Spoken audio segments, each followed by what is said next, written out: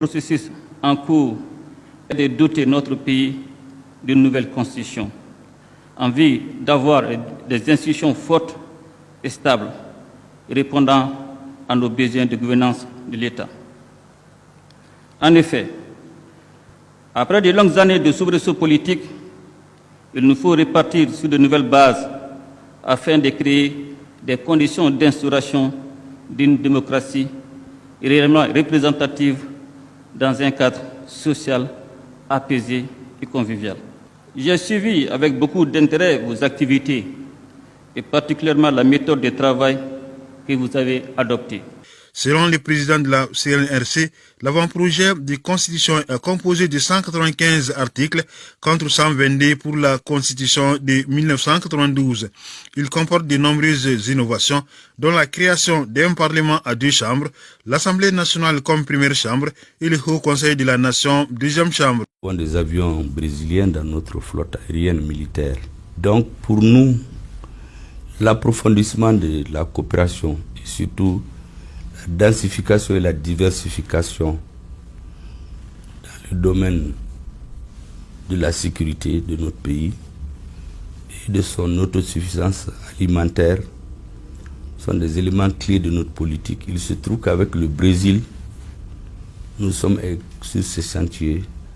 Le deuxième temps fort de cette investiture, c'est l'accueil qu'il a réservé en une première étape aux différentes délégations. Je crois que je ne ferai pas de commentaires sur ce que vous avez vu hier, tellement la chaleur de l'accueil réservé à la délégation malienne se passait de commentaires.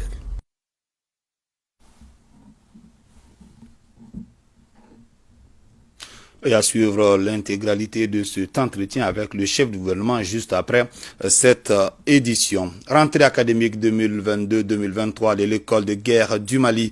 Je vous l'annonçais tout à l'heure, ils sont au nombre de 25 à démarrer cette session d'une année. C'est le recteur de la faculté des sciences juridiques et politiques qui a donné le ton de cette session en présence du chef d'état-major général des armées, Nyanya Alou Traoré.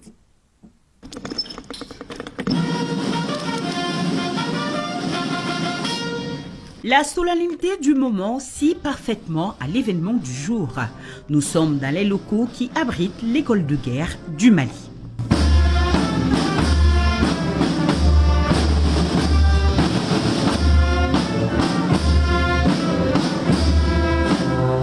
Le présent cérémonial consacre la rentrée académique 2022-2023 de l'école de guerre du Mali.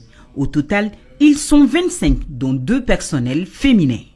La démarche ici vise à former des chefs militaires immédiatement capables d'exercer des responsabilités de haut niveau avec une vision prospective sur les enjeux sécuritaires. Soyez rassurés que les enseignements que vous recevrez ici vous aideront à réussir la transition intellectuelle vers les responsabilités futures qui seront les vôtres au service de notre défense nationale. Il vous est simplement demandé de vous dédier entièrement et totalement à votre propre formation. Ces officiers supérieurs stagiaires admis constituent la deuxième vague de l'école de guerre. Il est attendu d'eux abnégation et témérité, promptitude et courage, bref, de l'excellence. Il revient à l'école de guerre du Mali d'être et de demeurer le creuset de la pensée stratégique nationale et le cadre de formation pour le renforcement des capacités de la chaîne de commandement au plus haut niveau de l'ensemble des forces de défense du Mali.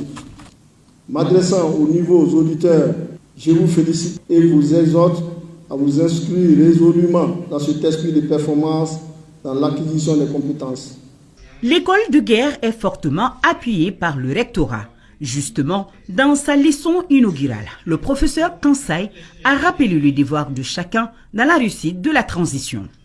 Il est donc important que la transition ait une vision et des animateurs conscients de leur charge et engagés sur quelques piliers importants qu'il convient de rappeler. Le patriotisme, l'intégrité, la probité, la dignité, les mérites, le sens de la responsabilité et la redevabilité. la neutralité, la transparence, la justice et l'impartialité. Le professeur conseille d'ajouter qu'il faut révisiter notre démocratie dans ses fondements pour un véritable retour à l'ordre constitutionnel. Ce retour doit être accompagné des réformes politiques et institutionnelles importantes pour donner une solide stabilité aux institutions politiques du Mali. Il faut révisiter la démocratie afin de raviver l'enthousiasme d'antan pour une participation démocratique chez les Maliens. Les réformes politiques et institutionnelles engagées par la transition en cours semblent aller dans ce sens. Cependant, il faut souhaiter qu'il y ait davantage d'écoute et de pédagogie pour que ceux des Maliens et celles des Maliennes qui sont encore sceptiques, voire pessimistes, changent d'attitude. À la fin du cursus, dans exactement 11 mois, les apprenants seront détenteurs d'un brevet d'enseignement militaire supérieur du 2e degré et des masters en stratégie défense, sécurité et développement. Le chef d'état-major adjoint de la garde nationale était bien sûr aux côtés des forces de défense et de sécurité basées dans la région de Dioïla pour la fête du 31 décembre 2022.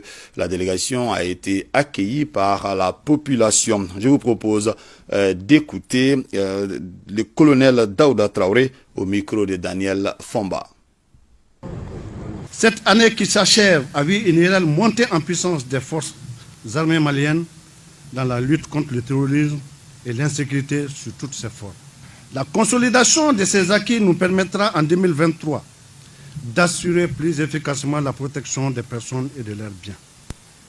C'est l'occasion aussi pour moi de remercier particulièrement toutes les forces de défense et de sécurité de Dioïla qui, à travers des patrouilles permanentes et de longue portée, ont su éloigner la menace terroriste dans la région de Dioïla. Je vous exhorte alors à la cohésion, gage de réussite de vos missions de protection des personnes et de leurs biens. Cette population doit rester au centre de vos préoccupations.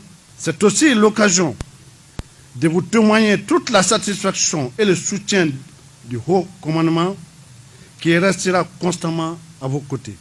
Voudrais-je aussi dire, sinon saisir de cette occasion, pour inviter la population à soutenir les forces de défense et de sécurité en leur donnant les informations nécessaires à la réussite de leur mission.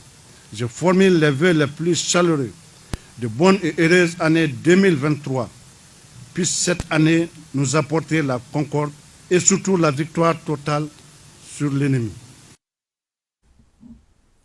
Et à partir de ce soir, l'ORTM vous propose une série de dossiers. Un grand pas vient d'être franchi vers la finalisation du projet de constitution. Un décret du président de la transition en date du 19 décembre 2022 crée une commission ayant pour mission d'examiner et d'amender, le cas échéant, l'avant-projet de constitution élaboré par la commission de rédaction de la nouvelle constitution. Cela en vue de produire et de soumettre au président de la transition chef de l'État le projet de constitution de la République du Mali, composé d'une 50aine de membres. La commission a 15 jours pour finaliser le document qui a été remis le 11 octobre au président de la transition. Le chef de l'État a salué l'approche participative de la CNRC. Conformément aux vœux exprimés par notre peuple au cours des assises nationales de la refondation, l'objectif du processus en cours est de doter notre pays d'une nouvelle constitution, en vue d'avoir des institutions fortes et stables, répondant à nos besoins de gouvernance de l'État. En effet, après de longues années de soubresauts politiques, il nous faut repartir sur de nouvelles bases afin de créer des conditions d'instauration d'une démocratie réellement représentative dans un cadre social apaisé et convivial. J'ai suivi avec beaucoup d'intérêt vos activités et particulièrement la méthode de travail que vous avez adoptée. Selon le président de la CNRC, l'avant-projet de constitution est composé de 195 articles contre 122 pour la constitution de 1992. Il comporte de nombreuses innovations, dont la création d'un parlement à 2 chambres, l'Assemblée nationale comme première chambre et le Haut Conseil de la Nation deuxième chambre. Il apporte des changements dans les rapports entre les pouvoirs exécutifs et législatifs.